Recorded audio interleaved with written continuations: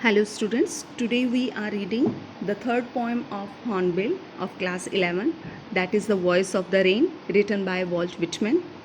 Walt Whitman is considered to be the greatest and most influential poet of America. He is known for innovation in verse form, that is the use of free verse in long rhythmical lines. This poem is a dialogue between the poet and the rain, or we can say it's a beautiful conversation between the poet and the rain. They are talking to each other. It's a beautiful poem that celebrates rain and its natural cycle. It signifies the eternal role that rain plays in nurturing and purifying the various elements of rain. Let's move to the poem. And who art thou? Said I to the soft falling shower. I represents the poet and shower represents the rain. Soft falling means falling gently, falling softly. Who art thou? Who are you? Art thou? These are archaic words used in ancient time. Or we can say these are old-fashioned English words. Who are you? Said I to the soft falling shower. So the poem begins with the poet asking for the identity of the soft falling rain shower.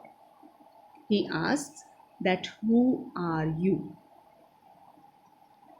Which, strange to tell, give me an answer, as here translated, I am the poem of earth, said the voice of the rain. Although we use the sound of the rain, but here the poet has used voice of the rain because when he asked the question to the rain, he didn't expect any answer. But when, to his great surprise, the eloquence of the rain satisfied his query, he used the word voice rather than sound. That means we can say he personifies the rain and treats it as a person. And the rain answered, I am the poem of earth. That means she is poem of earth, or we can say the rain is trying to say that as music or poetry gives pleasure to human beings, the rain gives happiness to Mother Earth. That's why she is calling herself the poem of earth. Now move to next. Eternal, I rise, impalpable, out of the land and the bottomless sea. Eternal means everlasting, forever. I rise. That means the rain moves upward. Impalpable, that means something that cannot be touched. Out of the land and the bottomless sea. Bottomless sea means very deep, which cannot be measured. Its depth cannot be measured. So the poet says that the rain is an eternal process, but it takes different forms at different times. It rises from the land and the deep sea in the form of invisible water vapors, which cannot be touched, and goes up in the sky forever. Forever. That means it's a everlasting, it's an eternal process, it's a permanent process. Upward to heaven, whence vaguely formed, altogether changed, and yet the same. So the poet wants to say that upward to heaven, that means it just rises in the sky. Upward means move towards a higher level, to heaven, to sky, range from where, vaguely means unclearly, formed means made into a specific shape or form. That means we can say it changes in its form or shape, but its core matter remains the same, altogether changed and yet the same. It it can be in different shapes at different times, but we can say the core matter remains the same. That means the water vapors, the water, that remains the same. And these that is, we can say, the poet is just talking about the beautiful rain and about the water cycle. You all must have learnt about water cycle in your science books. How the water rises as water vapors from the sky, then it condenses, and then how it again falls down on the earth. That is called water cycle. So the poet is just talking about all this beautiful water cycle and beautiful rain cycle. So move to next. I descend to leave the droughts atomies dust layer of globe. Descend means coming down, move downwards. Lave means wash. Dots means dry spells. And atomies means very tiny particles. So we can say the raindrops fall from above to wash away the droughts, the dry areas, and the dust layer uh, of the globe. Globe means of the earth. It satisfies the thirst of the dry earth and heals everything that is degrading and is lying lifeless. Here, I also want to tell you the words impalpable and eternal indicate that nature is not fully understood and some part of it always remains beyond our reach. So, we cannot understand the uh, mystery of nature in a complete manner that cannot be fully understood. So some part of it always remains beyond our reach. So here again, I descend, that means the raindrops wash, come down to wash the dry areas, the dust particles, the very tiny particles, and the dust layers of the earth. And all that in them without me were seeds only, latent, unborn. Here the poet just gives emphasis on the life giving force of the rain. No doubt, the rain removes the dust particles and make earth clean and green. The rain also helps in the germination of seeds which were lying dormant, which were lying inactive, hidden due to a dry spell. So, the seeds which are just hidden in the ground, which are unborn, which are not germinated in the ground, with the help of rain, they are germinated and that means rain is just giving them life. They are getting life from rain. And forever, by day and night, I give back life to my own origin. So, the rain is involved in a continued process of giving life on earth by providing water to the dormant seeds, to the inactive seeds, and making the earth more beautiful and full of greenery. Rain, we can say, helps in enhancing the beauty of earth. As in the absence of water, everything turns dull or lifeless, and just we can say dust particles accumulate everywhere. So, forever, by day and night. So, the rain just chooses to revisit the earth as adherence to heaven, adherence to sky would make it stagnant. And whenever it just gets an opportunity to shower its graciousness or benevolence, or we can say tries to satisfy the thirst of the earth, then at the same time it remains eternally new by repeating its cycle again and again. I give back to my own life to my own origin. That means it gives back life to its own origin by once again rising heaven, or we can say upwards in the form of vapors, and then another life cycle gets started.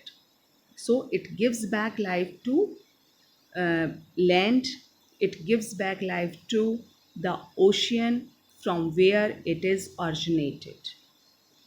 By day and night, it's an everlasting process, it's an eternal process that it's giving life to its origin also. That means we can say it's a everlasting process, continual process. and make pure and beautify it. So, repeated evaporation and condensation purifies the rain still further. The entire environment get we can say washed in the gets washed in the rain, and the dust particles settle down. So, rising vapors appear more beautiful in the backdrop of clean and green earth.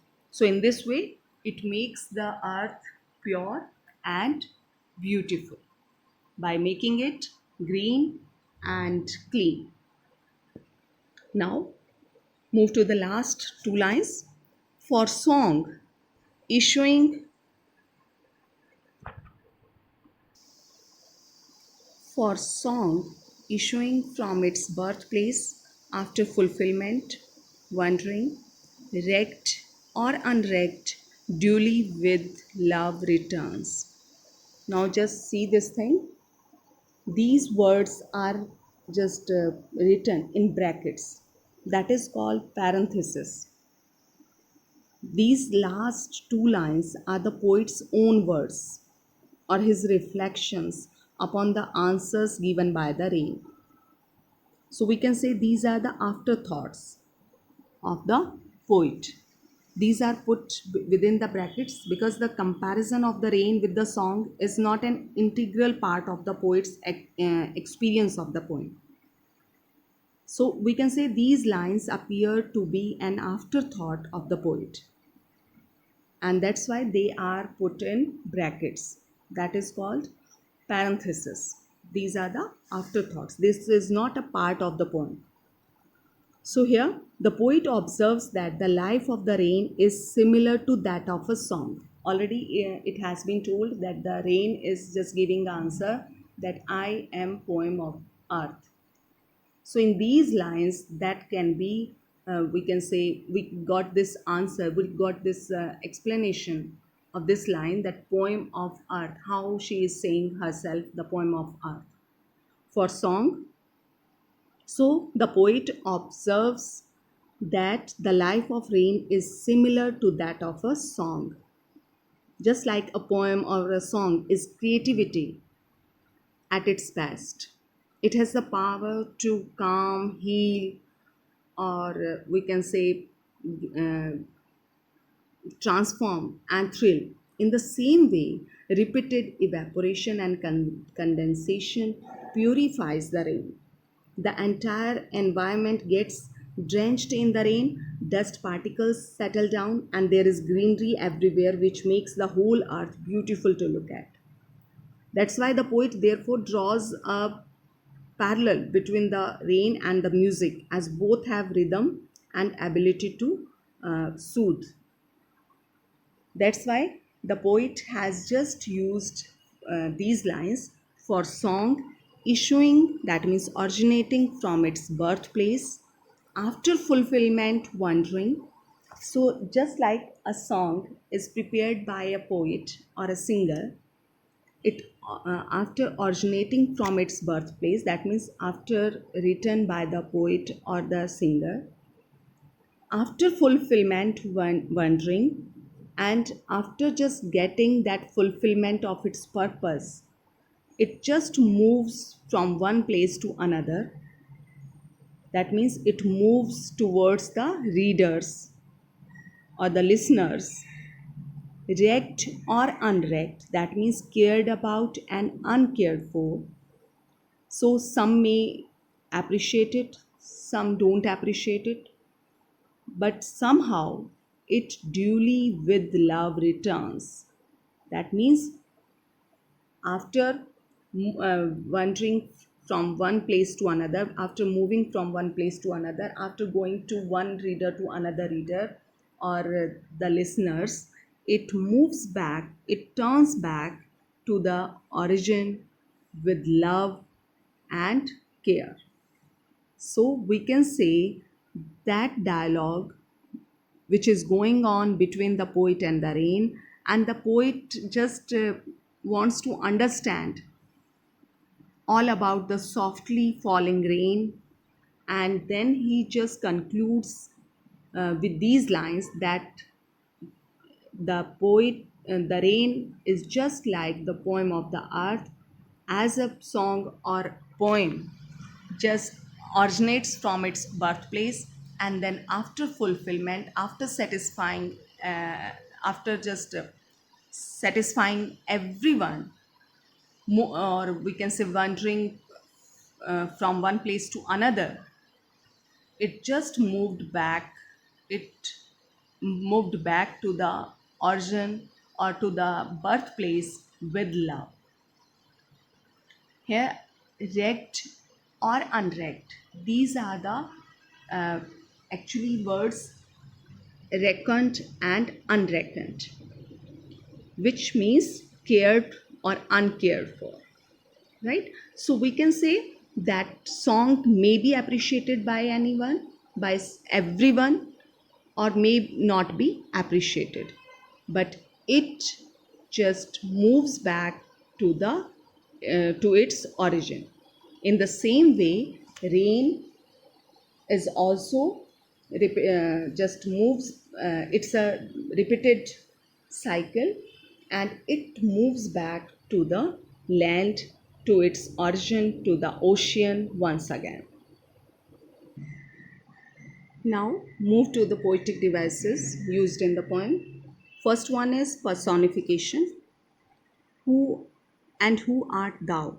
That means the poet has personified the rain, and the rain is also giving the answer that I descend, I rise, I am the poem of earth. So the rain has been personified. So main poetic device is personification, which is used here. The poet has transformed rain into a living being, a powerful character. Second one is metaphor. When the poet rain is saying, I am the poem of earth, said the voice of the rain. So that is a metaphor. So actually, metaphor is used for comparison. Here the rain calls itself the poem of earth, and the poet is saying voice of rain, not sound of rain. So these are metaphor. Next one we can say hyperbole. Bottomless sea is an example of hyperbole. The poet describes sea as the bottomless, which is an exaggerated statement to bring out the desired effect. Right? So these are the poetic devices used in the poem. I hope you are able to understand this poem. If you are having any doubt, you can discuss it in the group.